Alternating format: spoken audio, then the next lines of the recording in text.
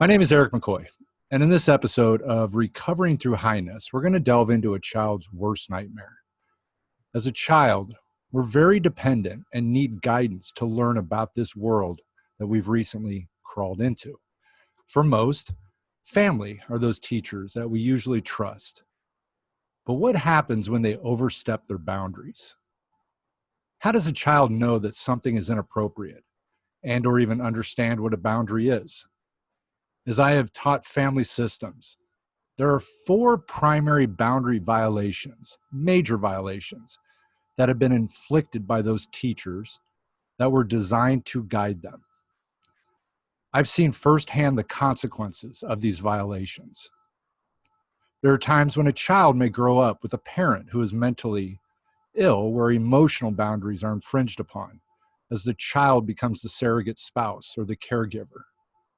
The substance abuse family, where the volatile and immature behavior of an intoxicated parent creates confusion about appropriate boundaries in interpersonal roles, as there's no models of rational or predictable behavior. There's a breakdown of honest communication, a lack of emotional stability and nurturing by parents, and a lack of safety that would permit trust, self-disclosure, and intimacy to develop. You have the fundamentalist, dogmatic, or authoritarian family parents that trespass on children's rights to think for themselves, which is what we call mental boundaries. They also violate children's rights to make their own decisions, volitional boundaries, to interpret and act upon their own conscience, which we call moral boundaries, and to experience and express their innate spirituality, creativity, and quest for meaning and value, which is spiritual boundaries. And finally, the most common is the physically and or sexually abusing family system. The child that grows up in this type of family will have his or her physical boundaries infringed upon. Psychologically, they suffer from sleep and eating disorders, fears and phobias. Many have recurring nightmares, dissociative reactions, depression, anxiety, and hysterical reactions. Many have low self-esteem and believe that they are polluted or inferior and feel intense guilt, fear, shame, and anger. According to the CDC, about 1 in 4 girls and 1 in 13 boys, although it's probably closer to 1 in 7 boys, experience child sexual abuse at some point in childhood. 91% of child sexual abuse is perpetrated by someone the child or child's family knows. Now, my guest today happens to be one of my favorite people. Her name is Mirella, and oddly has the last name as I. Okay, not too oddly, since this is actually my wife, Mirella McCoy. It is also our 4-year anniversary today, so this is very exciting. And we are both in the same house, but we are in different rooms. Thank you, honey, for coming on today. As I described these boundary violations, you've experienced 2 of those throughout your childhood. Your father was an alcoholic. Right. And greatly, actually has many years clean and sober. How many years does he have now? Now he's got 8. Growing up, he had 15, and then he relapsed and now has 8. How was it growing up with an alcoholic father? I was super young when he became sober. So I want to say I was about 5 or 6 when he first went into his AA meeting. So I don't remember specifically as a young child his alcoholism while he was drunk. I do remember his new addiction of AA, however, and his constant absenteeism from the family because he was at some AA meeting or running some AA group. So he became completely engulfed in into the recovery world. And so he was absent quite a bit. And it was difficult. I'm so glad you actually brought that up with the AA meetings, because I have seen that many, many times. And I've had clients that came in that, I had a sponsor and I went to meetings and, I was working the program and I did everything that I needed to do. And then I relapsed. And what's ironic about it, and I've found in working with many of these people, is that it becomes a compulsion, just like we talk about with, the difference between abuse and dependence is compulsion. And when people switch to Alcoholics Anonymous, even though they think that that is the best thing for them to do, it becomes just as harmful.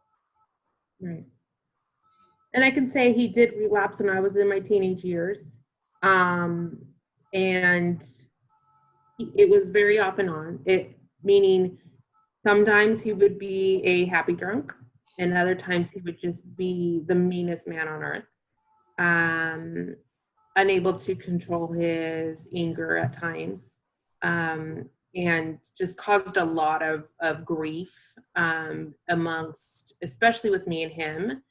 I adore my father now, but I was terrified of him for a long time growing up, and terrified of how far he would go. In fact, I have a really distinctive memory. At the age of 19, I still lived at home, and I ended up coming home late, kind of ditched my sister, and I was supposed to be responsible for her. I absolutely needed a punishment for what I had done. My mother and older sister were away at some wedding in, I believe, New York or something like that. And so he was at home, and he was quite upset when I did get home.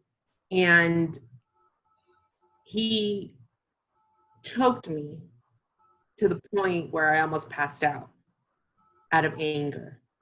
And he was just completely drunk, had no control over he had no control at all. If my little sister had not been there and asked him and pretty much pulled him away and said, "You're killing her," I don't think he would have stopped. I wouldn't have been here today. Now, granted, I deserve to be punished, just not in that way. I know about 2 days later when I saw him again, because I avoided him like the plague after that, he did apologize to me, which I think it was the first and only time I remember my father apologizing for anything he did during his drunken stupors. So it was pretty painful. It's a pretty painful memory, but I remember like it was yesterday. And that's one of the most common things with alcoholics specifically is the and especially with the children, is that you don't know how they're going to be when they come home. They're drunk, there's confusion. Is he going to be happy? Is he going to be angry? Is he going to be rageful? And that's where a lot of the confusion comes in. Absolutely. So I want to thank you. I want to thank you for coming on to this podcast and being honest and open about what we are basically going to talk about. When we delve into sexual abuse, children that experience sexual abuse, this can ultimately affect how a person thinks, how they act, and how they feel over their lifetime. It can ultimately have short and long-term physical and mental and emotional health consequences, which I've seen many times over the years in working with the industry, with how many clients have had to deal with sexual abuse as a child and ultimately got into substance abuse and ended up in rehab. And I know with your family that there's a lot of, to me, strangeness that I've learned over the years regarding your grandmother, grandfather, father, and that dynamics there. Absolutely. And I think it would be important for you to explain that. Absolutely. I think the first step to any kind of recovery is to talk about your story to help others that may be going through the same thing. So I am super thrilled to be part of this podcast and be part of being able to tell my story and how it affected me and how I am today. Um, so, so my story starts out pretty young. As I said, my dad was an alcoholic until I was about 5 or 6, or an active alcoholic until I was about 5 or 6. Don't remember too much about that. My very first memory that I have of family, I was 5 years old, and my grandfather on my father's side began to sexually molest me at this very young age.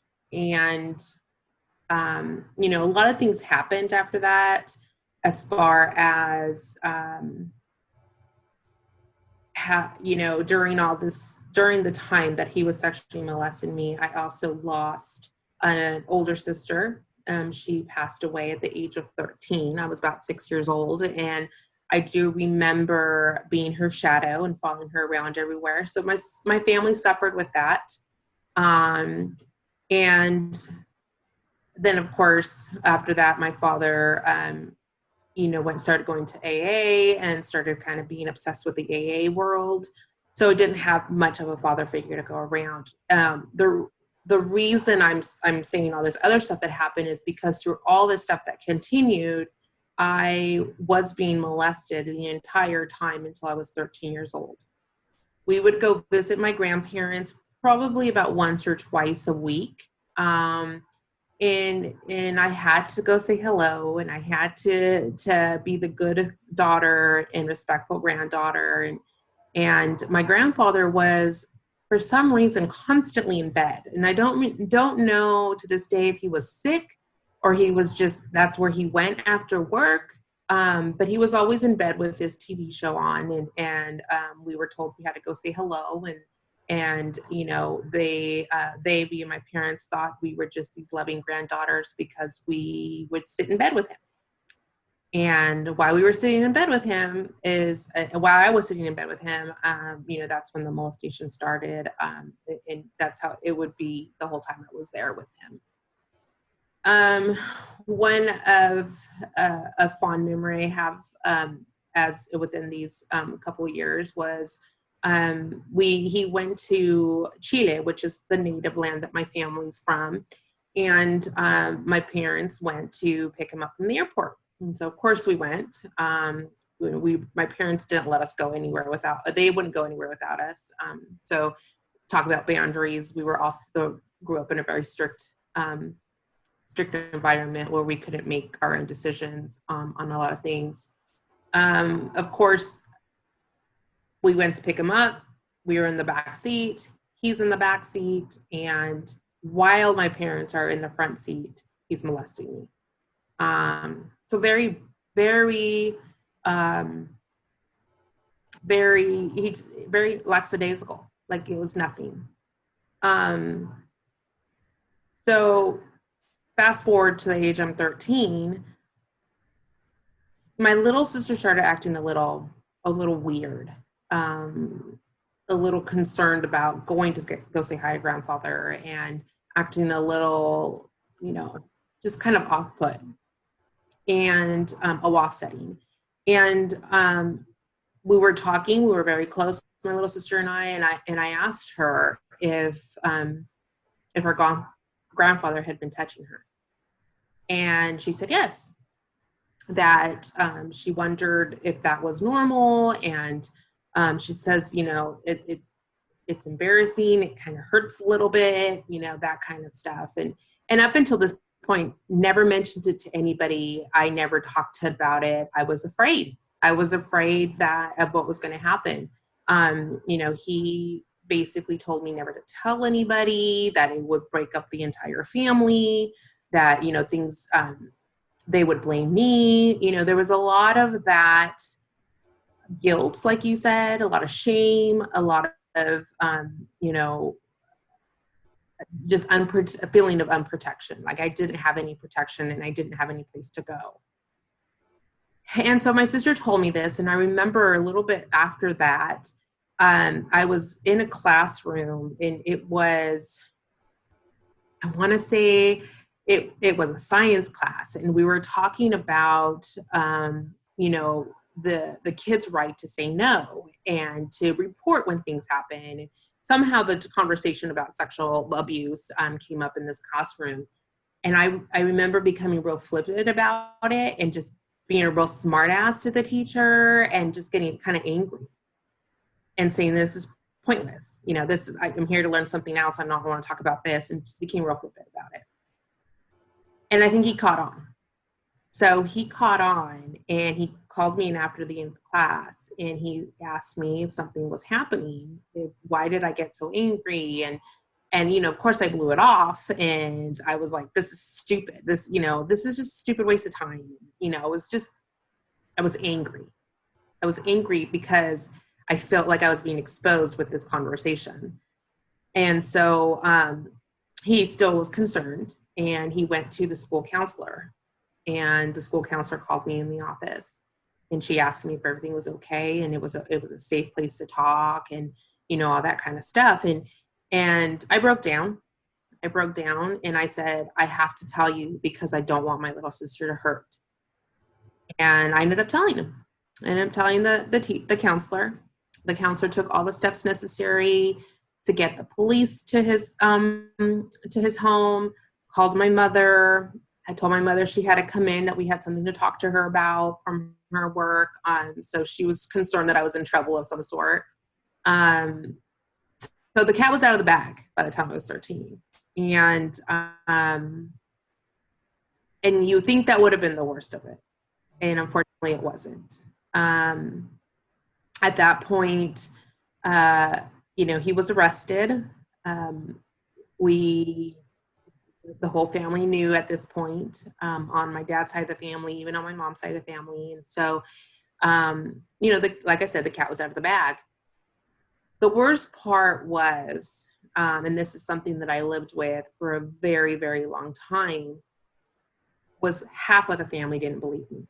More than half of the family thought I was making it up, that I was just looking for attention, that how could I do this to the family? So everything that he had said would happen, happened. It split the family in half. And before this, we were very close. Needless to say, everybody on my dad's side of the family was very indifferent with me. But I do got to say, my dad did believe me. My dad 100% believed me. He supported, he didn't talk much about it. I think he was ashamed because it was his own father. But he let me know that I did the right thing. So because my dad believed me, and of course that caused more animosity and split between the family, because now his sisters weren't talking to him. And my grandmother did believe me, but she also said, it's kind of like, okay, well, it's done. You've said what you had to say, and it's over. Like, let's just move on. So, again, completely different world that she came in from.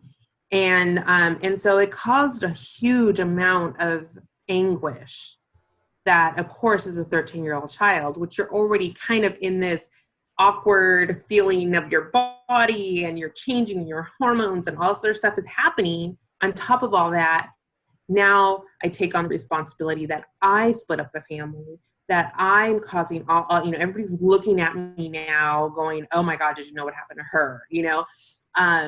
And so it just became this constant feeling of insecurity, of making the wrong move or saying the wrong thing. And it was a really ugly situation. And around this time is when I started to experiment with drugs, and started, really lashing out and just getting in trouble in school. And, I honestly felt like nobody cared. The only one who 100% with no questions asked took total control was my mother. She found out from going to court and all this other stuff, and talking with my other sisters, that he was already starting to molest my little sister. And then my older sister admitted that he did attempt to molest her, but she stood up and told him, if you ever touch me again, I will tell somebody.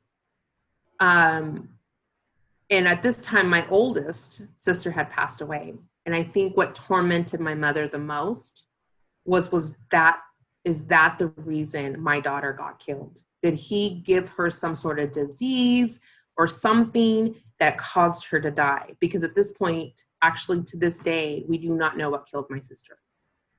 We know that my sister died of a heart attack at the age of 13, but we don't know what caused that heart attack. So my mom tormented herself in trying to figure out, did my daughter take this to her grave? So that was another big, scenario in our family, was, the unknown of what happened to our older sister, and if that was the reason behind it. And then also at age 13, having to sit in court and explain with this man in the courtroom all the things that he did to me, to my body, and to everything that happened in the last, 6 years that I was being molested. A very difficult time for our family. I think you answered an important question that everybody asks out there, is why don't these people come forward? We say this all the time with, children that, are getting molested. It's probably one of the most unreported crimes out there.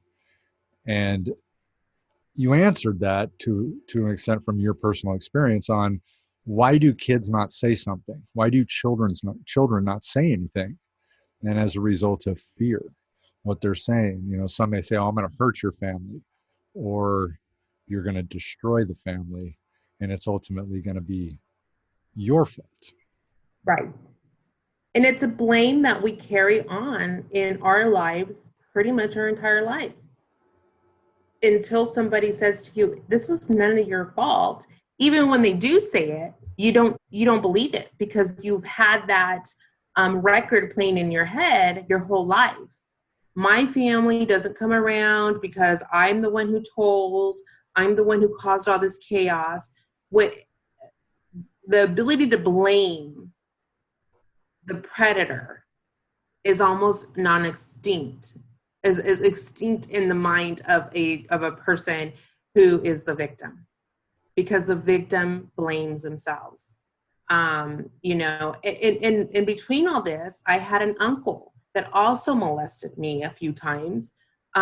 Wasn't a blood uncle, it was an uncle of the family, or it was a friend of the family who I've known since before I was born. So in turn became an uncle kind of thing. And I never told anybody.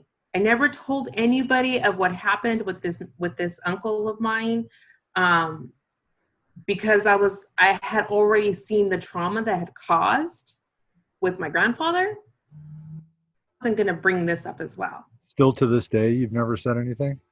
Actually, the first time I've said anything was right now on this conversation. Wow. I don't know if that, we hadn't seen him for a long time. They lived in I think they live in another state. I believe he's still alive. I'm not sure. So it was kind of one of those things where it's like, I'm not gonna do this to my family again. I'm not putting them through this turmoil. So I never mentioned it to anybody. So there's always been that, again, and I'm 44 years old, and this happened from, when I was 6 to 13, a sense of what good would it do if I were to bring this up again? Me even being your husband, you never told me. No, I never. No, and in my mind, the way my mind works is that, well, it wasn't as bad. It happened 2 or 3 times, as compared to a weekly, every other, twice a week type scenario for 6 years. I mean, that's so much worse than what happened to what this uncle did. And so to me, that makes sense. This was after your grandfather. During. This was during. Yeah. Yeah, when we talk about Actually, I'm sorry, during and after. During and after, when we talk about things that are associated with child sexual abuse in a lot of ways, and through studies and information they've gathered, that females are exposed to child sexual abuse are at 2 to 13 times an increased risk of sexual victimization in adulthood even. Mm-hmm. And so the consequences, are extensive, and they can ultimately last for a long time. Right. Now, I want to also bring up the other interesting component that I've always found when I learned about you and your family and situation is your grandmother and grandfather. Yeah. And culture. And I think this comes down to, what are various different cultures' views of things like this. And I think it's slightly different, at least from my understanding. So go ahead and tell the scenario about your father's birth and your grandparents. Yeah. So again, this is a he said, she said scenario. My grandmother and grandfather started dating, and she became pregnant with my father.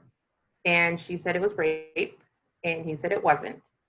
My great grandmother, which I never met, forced them to get married. So my father is a product of rape by the same man that molested me. So my grandmother treated my grandmother treated my father like he was the product of rape. She beat the crap out of him. She, didn't really show a lot of love and affection. Granted, she had by this time she had 7 kids. I mean, my father's the oldest of the other kids. And then people wonder, well, if she was raped, then why do they have 7 more kids? Well, back in those days, that's what women did. There was no contraceptive. If the husband wanted to have sex and they got pregnant, then that's what you did. More and more people of those days had a lot of children. So there's never been a true confirmation whether it was rape or not, but the consensus is that it was, and that my great grandmother forcing them to marry them because it was such a shameful thing if a woman became pregnant out of wedlock. The odds of attempting suicide are 6 times higher for men and 9 times higher for women with a history of child sexual abuse than those without it. Did you ever go through that at all? Thoughts of suicide? Thoughts of suicide, absolutely. I think the one attempt that I ever did was more for just attention seeking. I didn't cut deep enough. Let's just say it that way. And I, again, was about 14, 15 years old when I did that. I fell into a very promiscuous lifestyle. To me, love was shown by sex. So if a man didn't want to have sex, or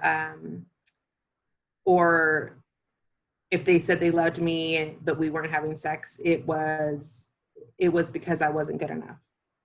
So your whole mind starts to think about all the things that your that the molester put in your mind, because you start to lose the ability to have that self-esteem, which is supposed to be instilled in you when you're young. You start to get very insecure. You start to get very unsure of yourself. On top of everything else, because of the abuse that my father had endured as a child, he abused us emotionally in the sense that we were never good enough. We were, we were too fat. we were compared to other skinnier kids, or smarter kids. So there was always that comparison that there was somebody out there that was better than us. And it's just, there was always, I mean, they even compared us against each other, my sisters and I. So to this day, and again, we're all in our 40s. We still have that almost of a competition type thing with each other. And we know logically it doesn't make sense, but it's emotionally hard for us to break, because we were put up against each other for so long as a child. You know, for me, it goes a step further, because I was molested for so long. There's a lot of other aspects to it. But yeah, suicide was a question. I don't know if it was more of a fear that I didn't want to kill myself. I know for the longest time I didn't want to kill myself because I didn't want to cause my mom pain. That was the only reason. I kept saying, I don't want to have my mom suffer a death of another child by my hands. And then after that, I had kids, and then it was like, I don't want to have my kids lose their mother because I can't deal with this depression or this self-loathing that I had for a long time. Yeah, I want to ask you a very difficult question. And adults, ultimately need to take the steps to prevent child sexual abuse. Adults are responsible for ensuring that all children have a safe, stable, nurturing relationship and environments. But resources for child sexual abuse have mostly focused on treatment for victims and the criminal justice oriented approaches for perpetrators. Now, these are obviously important after child sexual abuse has occurred, but little investment has ever been made in primary prevention or preventing child sexual abuse before it ultimately occurs. And we see this a lot with many different things. It's ultimately about catching them once it's happened, but there's not a lot of effort and emphasis and put into helping to prevent it or to help it from, occurring. And so there's been very limited effective evidence-based strategies for proactively, protecting children from child sexual abuse. And so I wanted to ask you a question here. And this again is a very difficult one. What are your ideas in terms of what are things that we can do as a country or as a world, because this is not a American only thing, to help prevent this type of stuff? That's an amazing question, and it's really insightful that we as a society have the ability to provide help after the fact, right?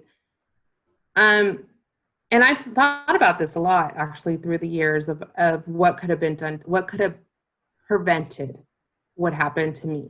How can it be prevented to other children? First and foremost, we all know that parents are born without a guidebook. If we did, we may be a lot more perfect parents out there, right?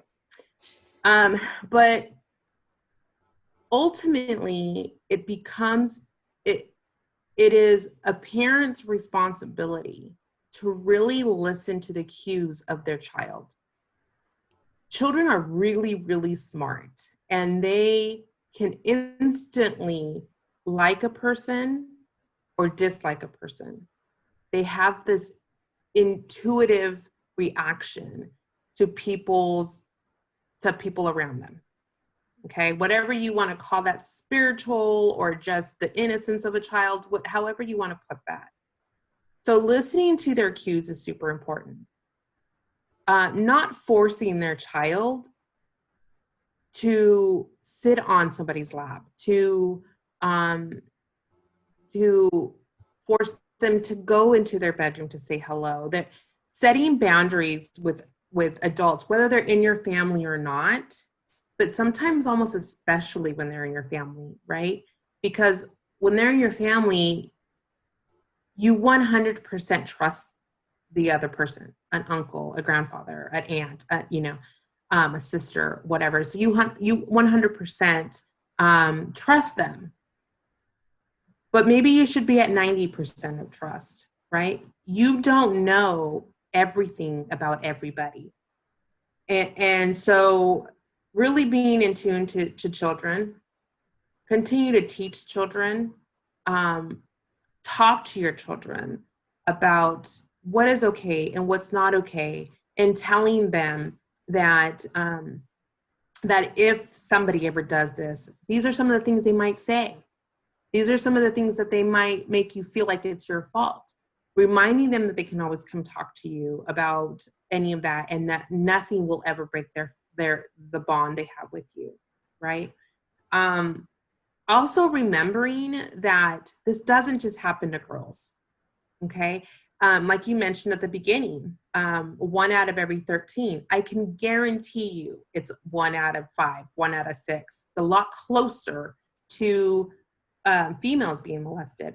And the reason why the numbers are skewed is because boys less likely will come out and say that they were sexually abused by anybody, because they're afraid that it will show that they have a lack of manhood. It will show a sign of weakness. And our society has instilled, even today, even though we've been a little more lax today, it's still that a man's a man and they're not supposed to feel anything, and they're supposed to be strong and they can't have any emotions, right? And so a lot of men still instill that in their children. I am a mother of 3 boys plus my 2 stepsons. But raising the 3 of my boys, I didn't forget the fact of what happened to me that could happen to them, at any point. I didn't just leave them with anybody. I had to feel that trust. I had to feel like, is my child comfortable with this person? Do I have any cues, or is there anything out there that any kind of reaction that my child's giving that I maybe need to question? So it's very vigilant. Sexual abuse needs to be talked at a very young age before it happens. Maybe even having a course, a week to discuss with kids. It might be it's a really uncomfortable conversation, but to have a day or 2 out of a year's worth of courses in kindergarten, 1st grade, whatever the case may be, to talk about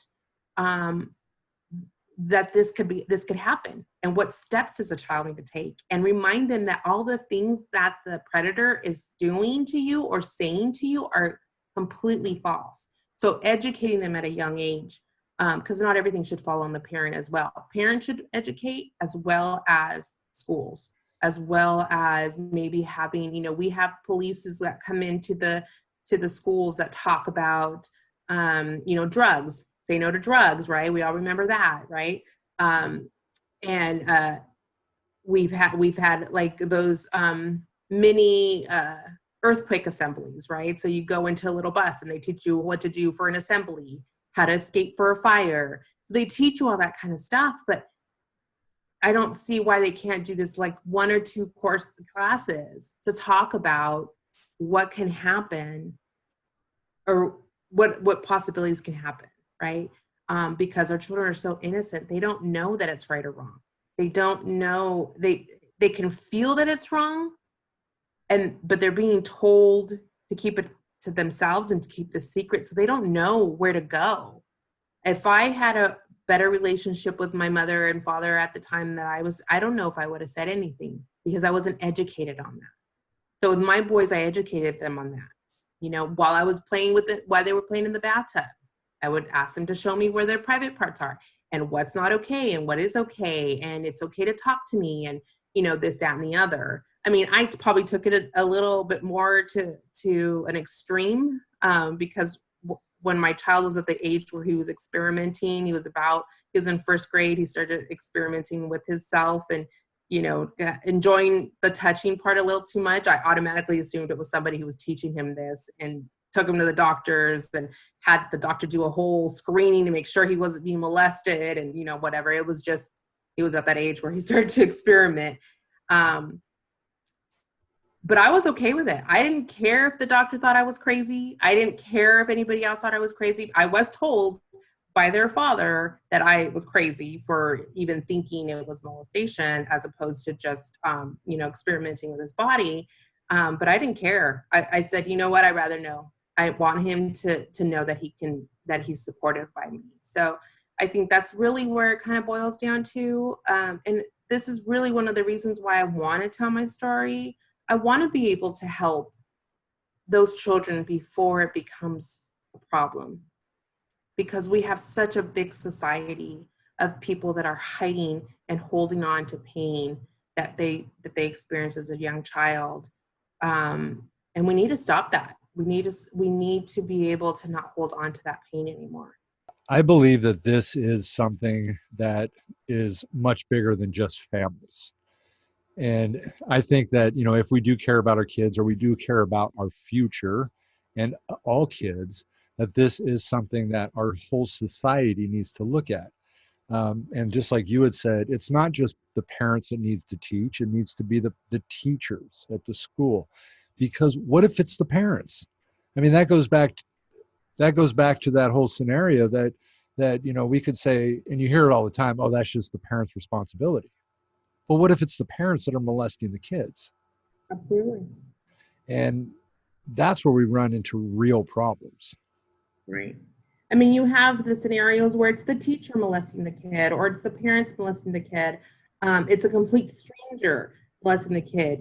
So there's so many different variables, and there needs to be a safe zone for a child to know what number to call or where to go to if it is the parents, if it is a teacher, and the parents don't believe them. So you have that aspect as well. I was fortunate enough to have my parents believe me, and took all the necessary steps they needed to take to help me. Although I could have really used a lot more counseling at a younger age. I didn't get it until after my mom passed away, and man, was that an eye opener. And there needs to be some sort of some sort of program or something that where children can feel safe to divulge this information if they're scared because somebody has done something that's even closer than your grandfather or your uncle, right? If it's your parents, much like the child protective services. If a child's being physically abused, does a child know to call that number if they're being physically abused, sexually abused, or anything like that? Do children know that? No, because we rely on a neighbor to call, or rely on somebody that may have overheard something and said, I'm going to call and have the child protective services take a look at this. So yeah, absolutely. It's a societal thing. Women are being hurt every day as a young children are being hurt every day, both men and women. And then in growth, and like I said, I became very promiscuous. There's some women that continue to live that life. They victimize themselves so much, and they don't know it. Believe me, I didn't know it. I didn't know how rough I was on myself. Like I said, until after my mother died, and I really sought some really deep therapy on one, getting over the death of my mother, or not necessarily getting over it, being able to function, and learned a lot about myself and how the molestation, although I thought I had gotten past it and had moved on, really truly affected who I was and how it affected my relationship with my children, my relationship with my spouse, my relationship across the board. And a lot of it had to do with, I'm just not good enough. Everybody that I love deserves better. I'm not a good enough mom. I'm not a good enough daughter. I'm not a good enough wife. So there was a lot of guilt and shame that I still work through on a daily basis. So this podcast is really designed for real honesty and to talk about things with no agendas at all. And so I want to actually ask you, and I want to bring up a topic that is extremely controversial. And this is something that is really fought hard, is that you had a grandfather who abused you, who was convicted of a sex crime, and but he was here on a green card Correct. and was never forced out of the country. And I know this is a big controversial Yes, topic, it is. especially with, you got Donald Trump that's always reporting how, our illegals or people, even though he wasn't illegal, he was obviously here, with a green card, legit. But it had always been this idea that if you are convicted of a crime, that you're kicked back to your country. And this never happened. So it tried to happen. He was supposed to be deported several times back to Chile. But my aunts, my father's sisters, fought tooth and nail to keep him in the state, because my grandmother needed him. My grandmother was unable to financially support herself. So, and nobody wanted my grandmother to live with them, which says a lot, right? My grandmother was a very bitter woman, is a very bitter woman. And she now lives in a convalescent home. And she is how old? I believe she's 95 now, Yeah. 94, 95. So they say evil never dies? Evil never dies. As anybody who knows me, my family is of German descent. Part of my father's side of the family is of German descent, and my nickname for her is Hitler. So Grandma Hitler is what I call her. She's much nicer now that she's in her 90s, but she still complains about everything. So it's a running joke. But so they did try to deport several times. Paid a lot of money in court fees to keep him here. And I remember a really good story. If you have some time, I'll tell you about this one. I was in my 20s. I had 2 kids by this time. It was, again, in the middle of a deporting scenario. They wanted to deport him. They had him in court. So there was a lot of that kind of back and forth. So my little sister, I guess she picked the short straw, called me. Now, mind you, this is the little sister that I tried to save from being molested. Hey, they're trying to deport the old man. That's what we called him after that, was just the old man. What do I care? And it became well, he can't be deported because grandma can't live on her own and nobody wants grandma to live with her and or with them. And they need you to write a letter that you forgive him.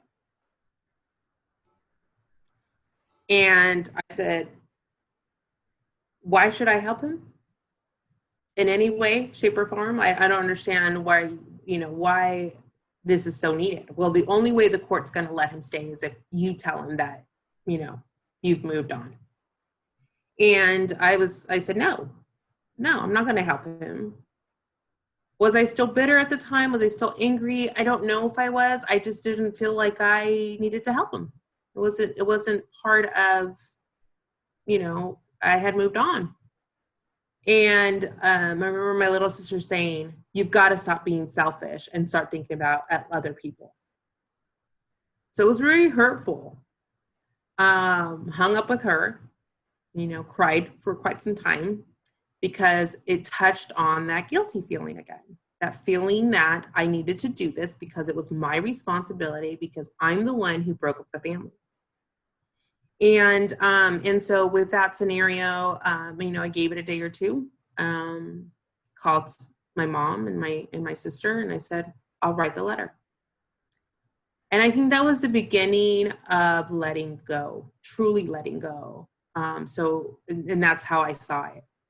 The letter basically explained to them, it doesn't matter where he lives. It doesn't matter if he lives in the States, if he lives in Chile, if he lives wherever he goes. This, obviously he was out of jail by this time. The fact of the matter is, it happened. And what happened lives in me, not where he lives, right? Something I've got to deal with. It's something I've got to live with. What he needs to know is he lost the ability to ever get to know his great-grandchildren, to ever have a relationship with his granddaughter, to experience any of the family stuff that, you know, a lot of grandparents look forward to. So that was the beginning of my journey of forgiveness for myself. And it still took very, very, very many years after that. And it's a constant daily thing to be able to learn to love myself, see myself the way that other people see me, love who I am. You know, it's a constant journey. I read a lot of books. I listen to a lot of podcasts about loving oneself. I still go to therapy. You know, I still do all that kind of stuff, but it's not for him. It's for me. I did write a letter, gave it to my mother later. This is a different letter, and let him know that I forgave him, that I forgave him for myself, not for him. I said, because at the end of the day, you're the one who's suffering, because you're never going to know the impact, or you're never going to know what it's like to have great-grandchildren. Did he ever show any kind of remorse? No, not one. Even during the court session, his response to the molestation was, I didn't think it was any problem because I didn't penetrate her with my penis. So he admitted to it. Yeah, he admitted to it, but he didn't see it as bad because it wasn't a penetration with his penis. And he said that in court. He said that in court. How long did he get in prison? 7 years. And he served maybe 4? He probably served about 4 or 5. After he went to jail, I never heard anything else about it. You know, never heard anything else about him in the sense of, you know, and the family still took care of him. The family still did what they needed to do to support him in whatever way, you know, whatever. But anytime they talked about him, I either wasn't there or I didn't care to even listen.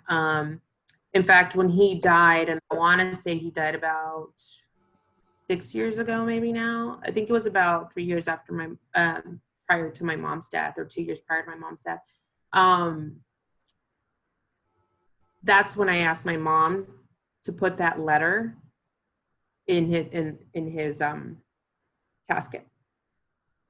My mom didn't go to his funeral, but my father did, and he put that letter in the casket, and that was my closure. He never read it. It wasn't for him, it was for me. So he's buried with it now. He's buried with it now. He'll read it in hell. I put it in a fireproof paper so that he can read it in hell. But it's a journey, and you know, I encourage victims of abuse to not be ashamed, because it wasn't what you did. It was what the predator did. Whether you're male or female, you can't blame yourself. You got to learn to love yourself the way that others love you. Because at the end of the day, the pain that you're holding on to, the hurt that you're holding on to, you are giving the molester, the predator, the rapist, whatever you want to call them, you're giving them the power. And that's not what you want to give them. So, like I said, you may have become a victim, but you don't have to live as one. And the longer that you live as a victim, the more power you're giving your predator. And that goes to that saying, it's not as important what happened to you, but it's important what you do about it. Absolutely. Absolutely. You know, there's a lot of people that tell me all the time, oh my gosh, Mirella, you are such a strong individual. A lot of people who don't even know my story. I'm a very strong woman, and I pride that on the fact that my father taught all 3 of us daughters to never rely on anybody but ourselves. and not in a bad way, but to say his term was, you never know what other people are doing and how they're going to affect you. So as long as you rely on yourself to take care of yourself financially, emotionally, however you need to, you do what you need to do. And he always reminded us that boys were no good. So, they only had one thing in mind and all that kind of stuff. So I contribute that to my father. He did teach us a lot, although he was absent quite a bit, like with his AA stuff.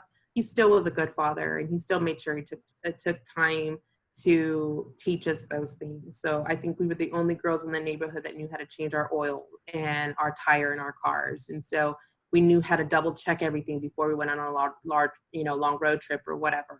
So he always took care of us in that way. So I attribute a lot of my strength to that.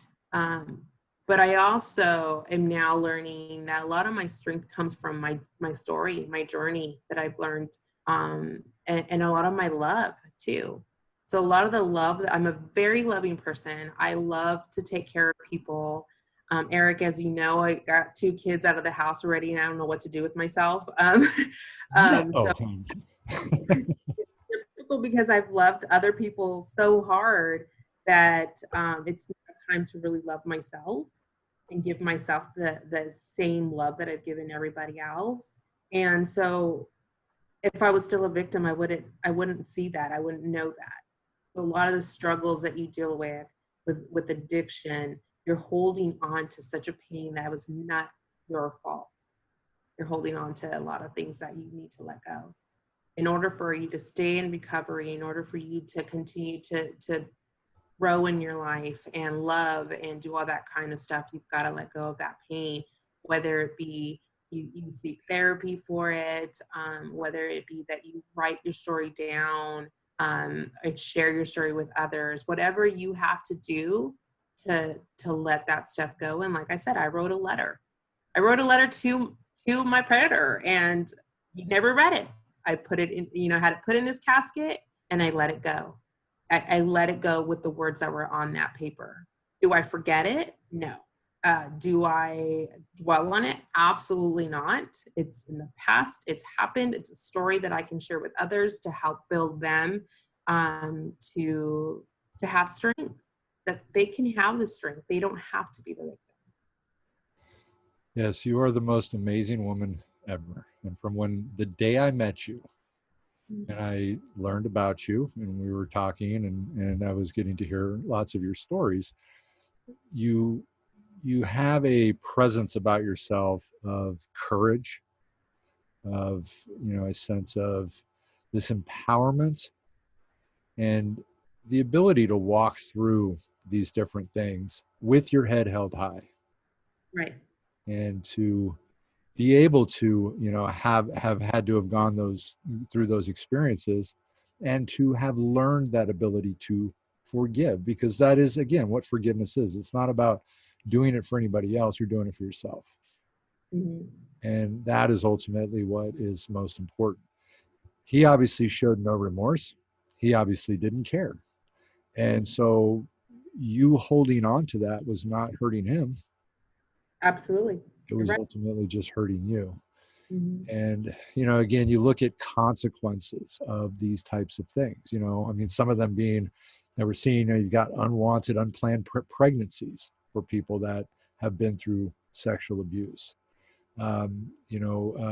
chronic conditions later in life, heart disease. These are things that they've seen with people that have had to have gone through those things: depression, post-traumatic stress disorder, substance abuse issues, risky sexual behaviors, as you had brought up, increased risks of suicide, which we had talked about, and so if you don't treat these or deal with these or figure out a way to heal yourself and help yourself, these are the things that you will get to experience. Right. And so that is one of, again, the most important things. And I'm so glad you came on here, honey. Thank you for letting me share my story. Yeah, you have an amazing story. And you are, again, we should actually title our whole thing here survivors. People that have had on this, they're all survivors. Anthony, Joe, Kathy, you, that you are great examples of the ability to survive no matter what. Right. I think a lot of people that are victimized let the victimization define them, and they need to define themselves. Don't let it define you. Yep. I want to thank you again. And Absolutely. so again, I want to thank everybody for tuning in to another episode of Recovering Through Highness. Look forward to future, and I will see you soon.